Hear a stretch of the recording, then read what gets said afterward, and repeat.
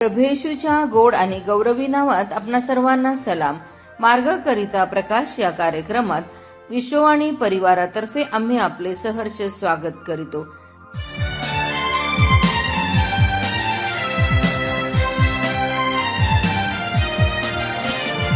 मेंढरे अजूनही कळपत नाही, करोडो करोडो भटकत राही.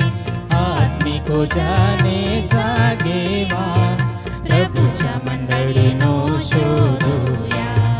मेंढरे अजूनही कळपत नाही, येशू बोलावी, विश्वास येऊ तो चालवी.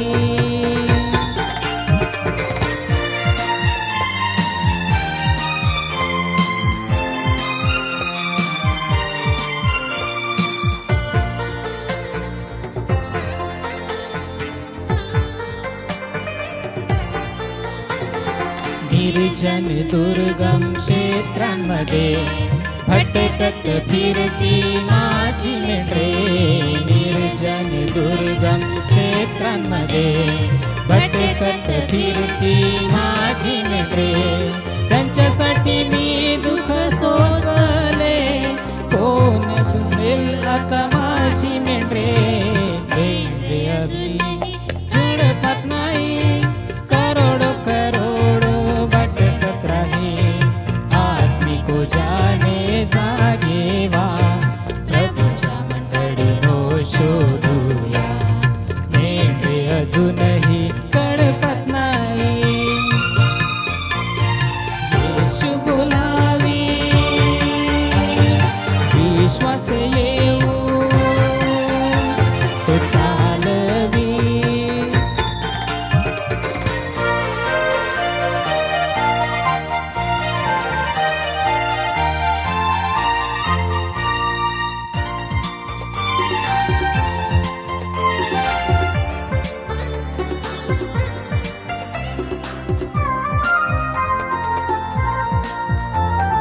सर्वांना नाव माझे सांगणे आहे, सांगण्या सेवक तयार आहे. सर्वांना नाव माझे सांगणे आहे, सांगण्या सेवक तयार आहे. आजच्या मननाकरिता देवाचे वचन असे. प्रेषितांची कृत्ये याचा 9वा अध्याय 4 पासून 12 पर्यंत. प्रेषित 4, 9 पासून 12.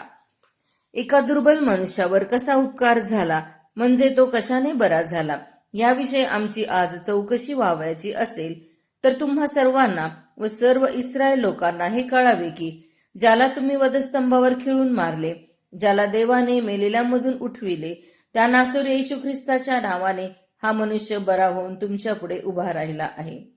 तुम्ही बांधकाम करणाऱ्यांनी तुच्छ मानिलेला जो दगड कोनशिला झाला तो हाच आहे, आणि तारण दुसऱ्या कोणाकडून नाही, कारण जेणेकरून आपले तारण होईल असे दुसरे कोणतेही नाव आकाशाखाली मनुष्यामध्ये दिलेले नाही.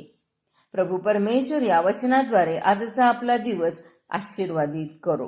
सर्वांना प्रभू येशूच्या प्रिय आणि गोड नावामध्ये सलाम. जो शास्त्रभाग आपण या ठिकाणी वाचलेला आहे त्यामध्ये आम्हाला असं पाहाव्यास मिळतं की पेत्र व योहान यांना न्यायसभेपुढे उभे केले आहे आणि ते धैर्याने सुवार्ता सांगताना आम्हाला या शास्त्रभागामध्ये दिसत आहे. कारण आदल्या दिवशी पेत्र व योहान तिसऱ्या प्रहरी प्रार्थनेच्या वेळेस वरती जात असताना जन्मापासून पांगळा असलेला मनुष्य मंदिराच्या सुंदर नावाच्या दरवाजाजवळ भीक मागण्यासाठी आणून ठेवत. त्याला त्यांनी बरे केलं व त्यानंतर शल्मोनाच्या देवळीत पेत्राने जे भाषण केलं त्या सभेत वचन ऐकणाऱ्यातील पुष्कळांनी विश्वास ठेवला व त्यामध्ये 5,000 लोकांची प्रियानो भर पडलेली आहे. आणि तिसरी बाब म्हणजे पेत्र व योहान लोकांबरोबर बोलत असताना त्यांच्यावर याजक, मंदिराचा सरदार व सदुकी हे चालून आले, कारण ते लोकांना शिक्षण देऊन येशूच्या द्वारे मेलेल्यातून पुन्हा उठणे आहे हे असे उघडपणे सांगत होते. यांचा त्यांना प्रियांना संताप आला आणि मग त्यांनी काय केलं, त्यांना अटक केली, दुसऱ्या दिवशी न्यायसभेपुढे उभे केले आणि प्रश्न विचारला, हे कोणत्या सामर्थ्याने किंवा कोणत्या अधिकाराने, कोणत्या नावाने हे तुम्ही केलेलं आहे? तेव्हा पेत्र म्हणाला, प्रियांनो, पेत्राने त्यांना सुवार्थ सांगितले, ज्याला तुम्ही वधस्तंभावर खिळून मारले, ज्याला देवाने मेल्यातून उठवले, ज्या नासरी येशू ख्रिस्ताच्या नावाने हा मनुष्य बरा झाला, ज्याला तुम्ही नाकारले तोच कोनशिला झाला, कारण तारण कोणाकडून नाही. प्रियांनो, मत्तई 1:21 मध्ये देवाचं वचन सांगतं, तिला पुत्र होईल, त्याचे नाव येशू ठेव, कारण तोच आपल्या प्रजेला तारील. त्यानंतर फिलिप 2:7-11 या वचनामध्ये देखील आम्ही पाहतो की संत पाऊल म्हणतो, त्याने वधस्तंभावरचे मरण सोसले, स्वतःला लीन केले, त्यामुळे देवाने त्याला अतिउच्च केले व जे श्रेष्ठ नाव ते त्याला दिले. ते नाव म्हणजे येशू. त्याच्यात तारण आहे, जीवन आहे, सार्वकालिक जीवन आहे. आणि हे त्यांचं बोलणं ऐकून, त्यांचं धैर्य पाहून त्यांना खूप आश्चर्य वाटलं, कारण हे जे शिष्य होते निरक्षर लोक आहेत हे त्यांना माहीत होतं, परंतु हे एवढे धैर्याने कसे काय बोलत होते हे त्यांना त्याचं आश्चर्य वाटलं. आणि म्हणून ते येशूबद्दल लोकांना सांगत होते की येशू हा तारणारा आहे आणि तो जीवन देणारा आहे आणि त्याचं नाव जे आहे हे सर्वश्रेष्ठ आहे आणि त्याच्या नावामध्ये जीवन आहे. आणि म्हणून या शास्त्रा भागातून आपल्याला असा बोध होतो की लोकांना सुवार्ता सांगण्यासाठी देव त्याच्या लोकांचा उपयोग करून घेतो. जे त्याच्या सहवासामध्ये राहतात ते शांत राहत नाही, तर त्याचं कार्य प्रकट करतात. येशू शिष्यांना म्हणाला होता योहान 15:4 मध्ये, तुम्ही माझ्यामध्ये राहा, मी तुम्हामध्ये राहतो, आणि प्रियांनो, जो त्याच्यामध्ये राहतो तो सामर्थ्याने भरतो व त्याच्यासाठी जीवन जगतो. लोक तारणात आणण्यासाठी, प्रकाशात येण्यासाठी तो मध्यस्थी करतो. आणि म्हणून देवाने तुम्हाला आणि मला ही मध्यस्थीची सेवा दिलेली आहे, समेटाची सेवा दिलेली आहे, यासाठी की त्याचं कार्य आम्ही प्रकट करावं. देवा, या वचनाच्या द्वारे आपणा सर्वांस आशीर्वादित करो. या आपण प्रार्थना करूया. प्रिय बापा, आम्ही तुला धन्यवाद देतो. पुन्हा एकदा तुझी कृपा आणि दया तू आमच्यावरती केली आणि या शास्त्र भागाच्या द्वारे तू आम्हाला आशीर्वादित केलं, त्याबद्दल धन्यवाद देतो.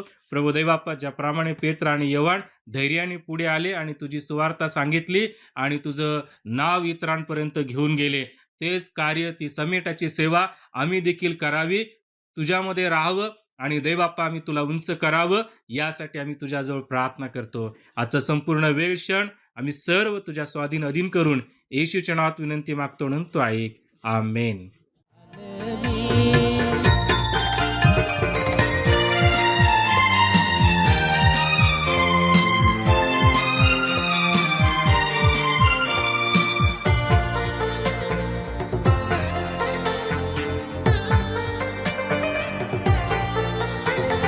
माझ्याकरिता बोलण्यात ओठ हवे, माझ्यासारखे चालण्यात पाय हवे, माझ्याकरिता बोलण्यात ओठ हवे, माझ्यासारखे चालण्यात पाय हवे, माझे प्रेम दाखविणारे हृदय हवे, मी मागतो तुम्हाला मला द्याचे, रे अजूनही कडेपत नाही, करोडो करोडो भटकत राही, आत्मिक जाने जागेवा, प्रभूच्या मंडळीनो शोधूया, रे अजूनही कडेपत नाही. त्याप्रमाणे तुमचा प्रकाश लोकांसमोर असा पडू द्या की त्यांनी तुमची सत्कर्मे पाहून तुमच्या स्वर्गातील पित्याचे गौरव करावे. आपल्या प्रार्थना विनंत्या कोणत्याही वेळेस विश्ववाणी प्रार्थना केंद्राला टोल फ्री नंबरद्वारे कळवू शकता. आमचा टोल फ्री नंबर 1-800-2700-333.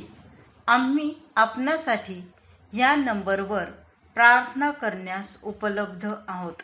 धन्यवाद.